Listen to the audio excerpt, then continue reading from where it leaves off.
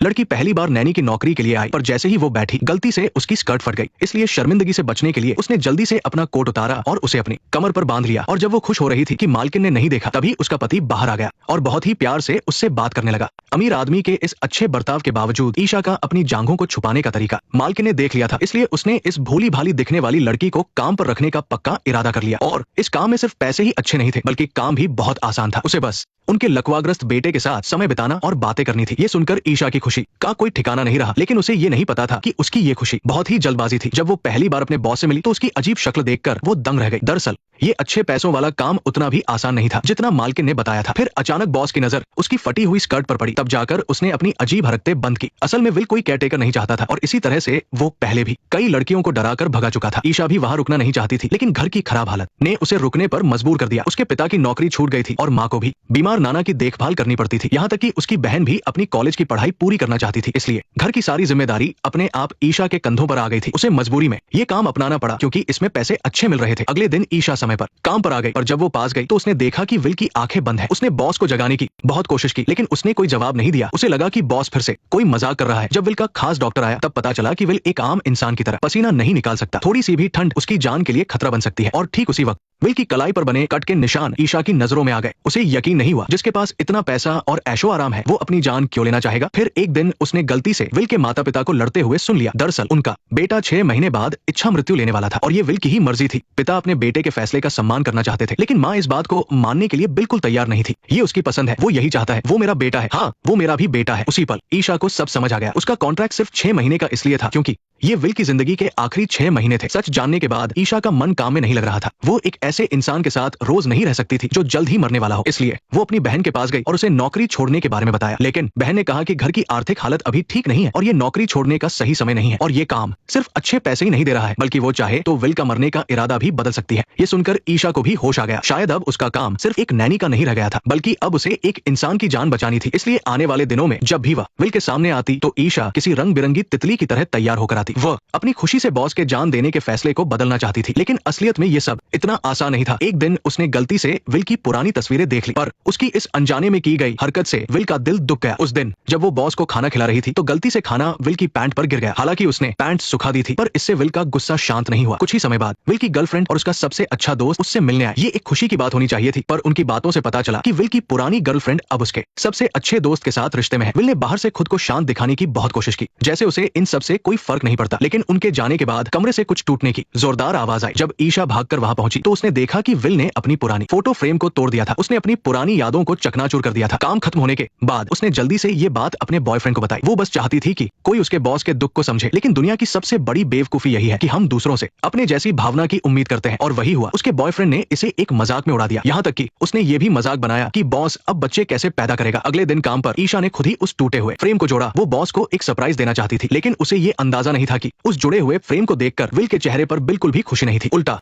उसने गुस्से में आकर उसे बहुत कड़वी बातें सुनाई। ये पहली बार था जब ईशा ने बॉस को पलटकर जवाब दिया था, लेकिन इसके बाद विल ईशा को अलग नजर से देखने लगा। वो अब उस लड़की के बारे में सब कुछ जानना चाहता था। इसलिए उस रात उसने ईशा को साथ में फिल्म देखने के लिए बुलाया। फिल्म बहुत अच्छी थी, लेकिन विल की नजर बार बार ईशा पर जा रही थी। जब तक फिल्म खत्म हुई तब भी ईशा उसी में पूरी तरह खोई हुई थी। इस पल विल के चेहरे पर एक हल्की सी मुस्कान आ गई। उसने सोचा भी नहीं था कि ईशा की पसंद बिल्कुल उसके जैसी होगी और इसी वजह से उनका रिश्ता धीरे धीरे बदलने लगा। दरअसल ईशा का असली सपना एक फैशन डिजाइनर बनने का था, लेकिन घर की गरीबी के कारण उसे अपना सपना बीच में ही छोड़ना पड़ा। ईशा अच्छे से जानती थी कि विल बचपन से ही अमीर रहा है, इसलिए वो जिंदा रहने के लिए अपना सपना छोड़ने का दर्द नहीं समझ सकता। इसलिए उसने बस बात को टाल दिया। ईशा अब पहले की तरह डर कर नहीं रहती थी। विल के चेहरे पर भी अब लंबे समय बाद मुस्कान आने लगी थी और ये सब कुछ विल की माँ ने देख लिया था। शायद ये लड़की सच में उसके बेटे की किस्मत बदल सकती थी। यहाँ तक कि डॉक्टर ने भी कहा कि ईशा पहली इंसान है जिसने बॉस को इतनी बार हंसाया है। लेकिन उसे ये नहीं पता था कि बॉस की तबीयत बिल्कुल भी ठीक नहीं है। और जैसे जैसे मौसम ठंडा हो रहा था विल को फिर से ठंड लग गई। इसलिए उस रात ईशा घर नहीं गई, बल्कि बॉस की देखभाल करने के लिए वही रुक गई। खाली समय में उसने बॉस की पुरानी वीडियो देखी। इसमें विल की पुरानी शानदार जिंदगी कैद थी। उस समय विल के अंदर एक कभी न खत्म होने वाली एनर्जी थी। वो लगभग हर खेल में आगे रहता था, लेकिन अचानक आई एक तेज रफ्तार मोटरसाइकिल ने उससे ये सब कुछ छीन लिया और ये सारे दर्द अब उसके लिए एक नासुर बन चुके थे। तब ईशा ने वो लोरी गाना शुरू किया जो बचपन में उसकी माँ उसे गाकर सुनाती थी।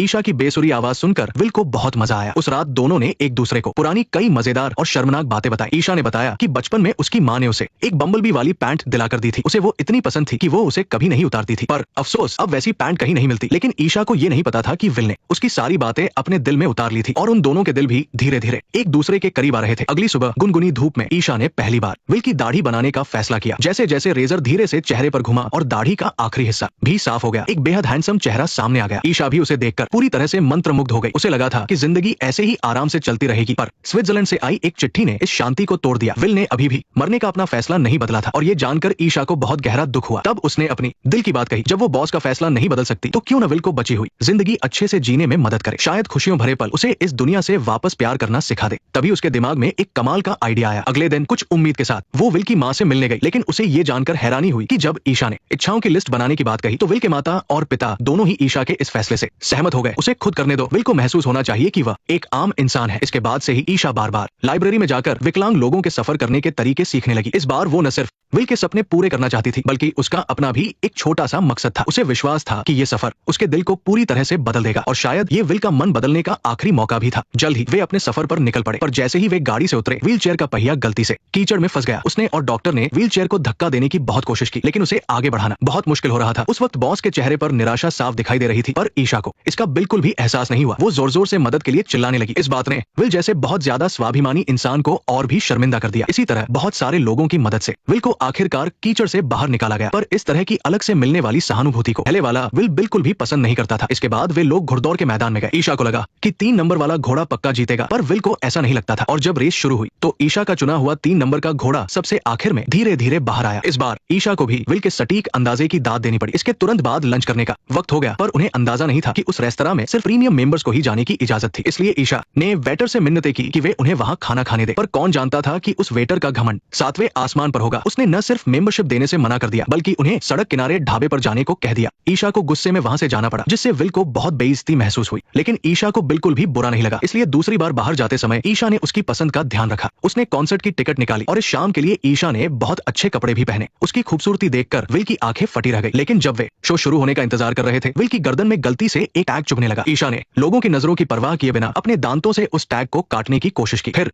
म्यूजिक बजने लगा और ईशा उसमें पूरी तरह खो गई। ये पहली बार था जब उसने इतने बड़े कॉन्सर्ट में हिस्सा लिया था। वही विल की नजरें बार बार अपने बगल में बैठी ईशा पर जा रही थी। कॉन्सर्ट खत्म होने के बाद विल काफी देर तक गाड़ी से बाहर नहीं आना चाहता था। वे बस चुपचाप गाड़ी में ही बैठे रहे। ऐसा लग रहा था जैसे सिर्फ इसी पल में उसे एक मर्द होने का एहसास हो रहा था। जल्द ही ईशा का जन्मदिन आ गया और विल को भी ईशा के घर बुलाया गया। जब पार्टी आधी खत्म हो चुकी थी तब ईशा का बॉयफ्रेंड आराम से वहां पहुंचा, लेकिन जब उसने देखा कि ईशा कितने प्यार से अपने बॉस को खाना खिला रही है और उसका मुंह पोंछ रही है, तो उसे अंदर ही अंदर बहुत जलन होने लगी। खाना खाने के बाद सबने ईशा को अपने अपने खास तोहफे दिए। उसके बॉयफ्रेंड का तोहफा सबसे खास होना चाहिए था, लेकिन जब उसने पैकेट खोला तो नेकलेस पर बॉयफ्रेंड का ही नाम लिखा था। शायद वो ईशा से प्यार करता है, लेकिन लगता है उसे खुद से ज्यादा प्यार है। इसके बाद विल की बारी आई। उस खूबसूरत नीले डिब्बे ने ही बॉयफ्रेंड के तोहफे को फीका कर दिया था और जब उसे खोला तो अंदर ईशा की सबसे पसंदीदा बम्बलबी वाली टाइट्स थी। सच में विल ने बहुत सोच समझकर तोहफा दिया था और ईशा की खुशी का ठिकाना नहीं था। लेकिन जहाँ कोई खुश था तो कोई परेशान। इस बात से बॉयफ्रेंड की जलन और भी ज्यादा बढ़ गई। इसलिए जाते समय बॉयफ्रेंड ने जानबूझकर ईशा को गले से लगा लिया और विल की इस हरकत ने बॉयफ्रेंड के मन में खटास पैदा कर दी। अगले दिन विल को एक चिट्ठी मिली जो उसकी एक्स गर्लफ्रेंड की शादी का कार्ड था। शादी में जाने से एक दिन पहले वे एक पुराने महल में गए। ये बचपन में उसकी सबसे पसंदीदा जगह हुआ करती थी और यहीं वो पहली बार अपनी एक्स गर्लफ्रेंड से मिला था। मुझे लगता है कि ये अभी भी मेरी सबसे पसंदीदा जगह है। ऐसा इसलिए क्योंकि तुम कभी वहां नहीं गई, इसलिए ये जगह ज्यादा बेहतर है। तो चलो चलते हैं, हम अभी यूरोप की सैर पर निकल सकते हैं। मैं नहीं चाहता कि वो पुरानी यादें मेरे दिमाग पर हावी हो और वहां उसकी व्हील चेयर को चार्ज करने की भी कोई जगह नहीं है। ये सुनकर ईशा की आंखों में थोड़ा दुख और समझदारी झलक रही थी। हालांकि दोनों की जिंदगी अलग है, लेकिन उस बेबसी को वो अच्छी तरह समझ सकती थी। लेकिन ईशा ने कभी नहीं सोचा था कि विल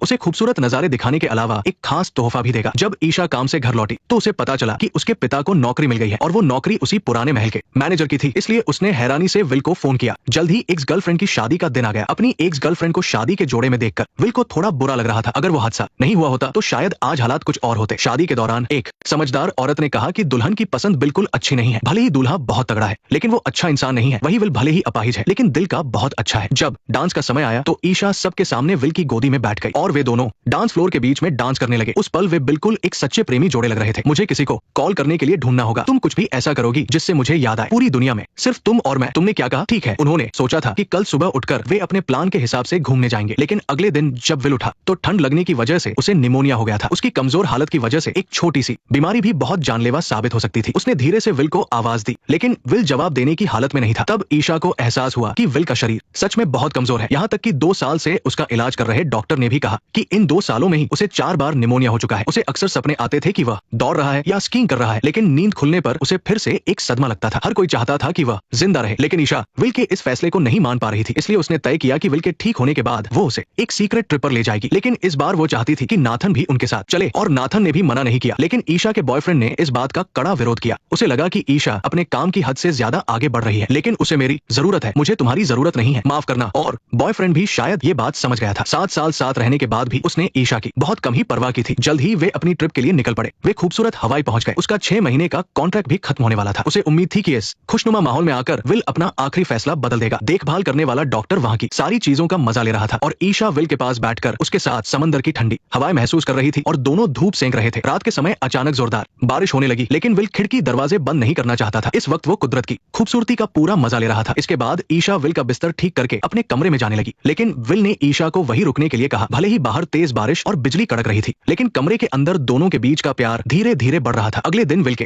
कहने पर ईशा ने पहली बार स्कूबा डाइविंग की, लेकिन ईशा ने कभी नहीं सोचा था कि पानी के अंदर का नजारा इतना खूबसूरत होगा। और इस ट्रिप के बारे में ये कहना गलत होगा कि ईशा विल को घुमाने लाई थी, बल्कि सच तो ये है कि विल ईशा को एक नई दुनिया दिखाना चाहता था। खुशी के दिन बहुत जल्दी बीत जाते हैं। जल्द ही रात हो गई। ईशा समंदर किनारे डांस करने लगी, लेकिन उसका अजीब सा डांस देखकर विल बहुत जोर से हंसा। इस पल ईशा को पूरा यकीन था कि विल अब अपनी जिंदगी जीने की उम्मीद नहीं छोड़ेगा। मुझे तुम्हें एक बात बतानी है, तुम्हें पता है, सुनो, मैं जानता हूँ कि तुमने ये रास्ता नहीं चुना था। ईशा ने विल को समझाने की कोशिश की कि वो हार न माने, क्योंकि इन 6 महीनों में तुम्हारे कारण मैं एक बिल्कुल नई इंसान बन गई हूँ। लेकिन इसी वजह से विल ईशा पर बोझ नहीं बनना चाहता था, और नहीं किसी के लिए परेशानी खड़ी करना चाहता था। उसने अभी भी स्विट्जरलैंड जाने का फैसला नहीं बदला था। क्या तुम चाहते हो कि मैं सबसे बुरा होते हुए देखूं? क्या तुम सोच भी सकते हो, काश मैंने ये नौकरी कभी नहीं की होती, काश मैं तुमसे कभी नहीं मिली होती। वे वापस घर लौटने लगे। जो ईशा हमेशा हंसती और चहकती रहती थी, वो पूरे रास्ते बिल्कुल चुप रही। भले ही विल उसके सामने था, फिर भी उसने कुछ नहीं कहा। थोड़ी ही देर में वे सही सलामत अपने शहर पहुंच गए। अपने बेटे के चेहरे पर खुशी देखकर विल के माता पिता को लगा कि उसने अपना फैसला बदल दिया है। उसके पिता ने बहुत खुशी से ईशा को रात के खाने पर रुकने के लिए कहा, लेकिन अंदर से पूरी तरह टूट चुकी ईशा तुरंत वहां से चली गई। तब उन्हें एहसास हुआ कि शायद कुछ बुरा हुआ है। घर लौटने पर ईशा का उतरा हुआ चेहरा देखकर उसकी बहन सब समझ गई। शायद सिर्फ उसकी बहन ही जानती थी कि ईशा ने इन 6 महीनों में कितनी मेहनत की है। विल का फैसला न बदल पाने की वजह से ईशा बहुत गहरे दुख में डूब गई थी। तब उसके पिता ने उसे समझाया कि दूसरों को बदलना इतना आसान नहीं होता, और अगर हम उन्हें बदल नहीं सकते तो बेहतर है कि हम बस उनसे प्यार करें। इसलिए बहुत भारी मन से वो अपने प्यार को आखिरी विदाई देने के लिए निकल पड़ी, और विल की भी यही आखिरी ख्वाहिश थी। लेकिन जब उसने हिम्मत जुटाकर दरवाजा खटखटाया तो उसने देखा कि वहाँ कोई भी उतना दुखी नहीं था जितना उसने सोचा था। शायद विल के इस फैसले को इसी तरह खुशी से मान लेना ही उसके लिए सच्चा प्यार था। ईशा ने दरवाजा खोला। विल के चेहरे पर धूप पड़ रही थी। फिर वे दोनों एक दूसरे के गले लग गए। ईशा बहुत करीब से विल की धड़कन और उसकी गर्माहट को महसूस कर रही थी। वो कुछ नहीं बोल पाई, लेकिन विल ने वो गाना गाना शुरू किया जो ईशा ने पहले गाया था, क्योंकि वो ईशा की हर एक बात को अपने दिल में बसा चुका था। उसके लिए शायद खुद से और अपनों से प्यार करने का यही सबसे सही तरीका था। देखते ही देखते मौसम बदलते गए, और वो हरी भरी पत्ती भी समय के साथ पीली होकर